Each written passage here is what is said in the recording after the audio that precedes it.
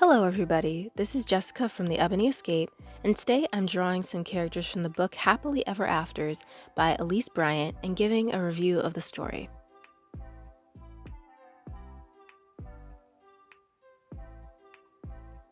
In Elise Bryant's Happily Ever Afters, we're following the story of Tessa, a teen romance writer that's been accepted into the creative writing program at a prestigious art school.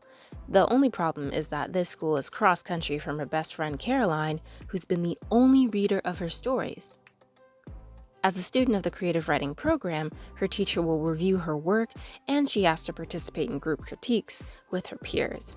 Locked up by fear and anxiety, her friend Caroline creates a plan to help her jumpstart her writing again. Caroline's plan heavily relies on the notion of write what you know, and the idea is that Tessa needs to know real-life romance. The question is, who will she end up with, and what will she learn about her writing and herself along the way? Now, I absolutely adore this story, Happily Ever Afters, and I would wholeheartedly recommend it. The reason for that is because I personally feel so seen by this story. I feel seen by how Elise Bryant has chosen to dive into topics of anxiety or anxiety disorders, racial discrimination, having a sibling with a disability, and questioning your abilities when inspiration leaves you.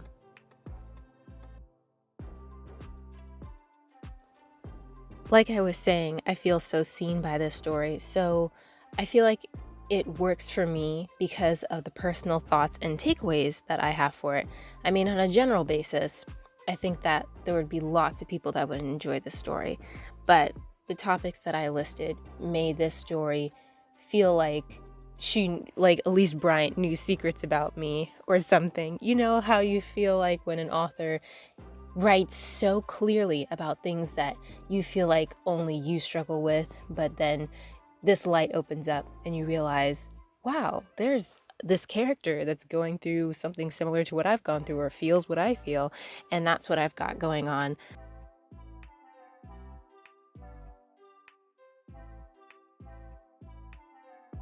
One of the reasons why I feel seen is because I mentioned anxiety. And I've had generalized anxiety disorder for as long as I can remember. And it has done everything from making my heart race faster than it should, all the way to causing me to doubt myself and miss out on opportunities, opting for something safer. And I admire Elise's writing choices because Tessa has that anxiety and she experiences losses to the point that I'm not sure if I would have been able to handle them myself. And the physical and emotional things that Tessa goes through that ranks up her anxiety or ramps it up, it really felt relatable. And I was, going, oh no, as things were happening to her throughout the story.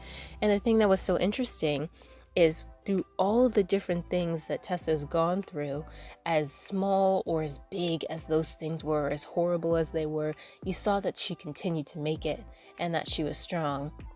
And it gave me like a sense of encouragement in my own life and things that I've had to go through in the past as well. On top of anxiety, worrying about how the public sees me because of my black body is an unhelpful but real part of my life, as it is to Tessa.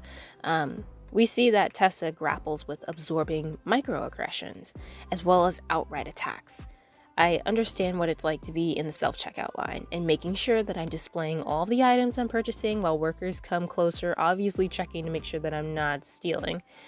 Yet, Elise also shows us that for as dehumanizing as those aggressions are, there are allies out there willing to go to battle for you, and I really appreciate her inclusion of a scene where that, going to battle for you by an ally happens, and I really loved that. It gave me some hope. I also know that I said I relate because my sibling has a disability, but I do as well. My brother and I actually both have autism. However, I'm able to, I'll say, chameleon myself better to people around me so that you'll just think I'm shy or I'm quiet. I kind of like to stand by and observe what's going on or listen to conversations before I say anything. In that way, I'll be able to enter a conversation or situation a little more equipped. But my brother's symptoms are a bit more severe than mine, and he can't always chameleon the way that I can.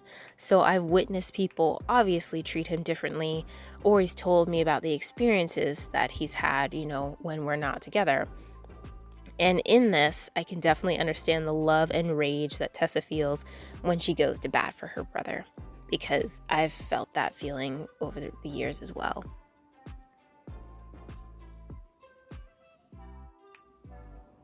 As far as questioning my creative abilities, I can definitely understand and sympathize with Tessa.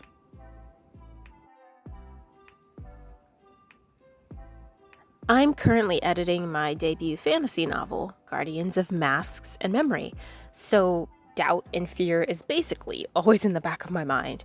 Even before this point, I would doubt my abilities, especially when it was in class and other people would look at my work or my work in progress, whether that be like for writing, art, or whatever I was doing.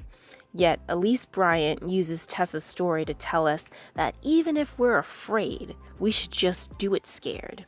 And in that continuous act of doing the work, you will find a sense of liberation. I honestly hope you take the time to read Elise Bryant's Happily Ever Afters, and to be perfectly honest, I'm pretty much an audiobook girl these days. I still got my library of books around me on my shelves and everything, but listening to the story was a wonderful experience, and no matter how you consume it, whether it's ebook, audiobook, physical book, I highly recommend that you pick up a copy of Happily Ever Afters today and see for yourself.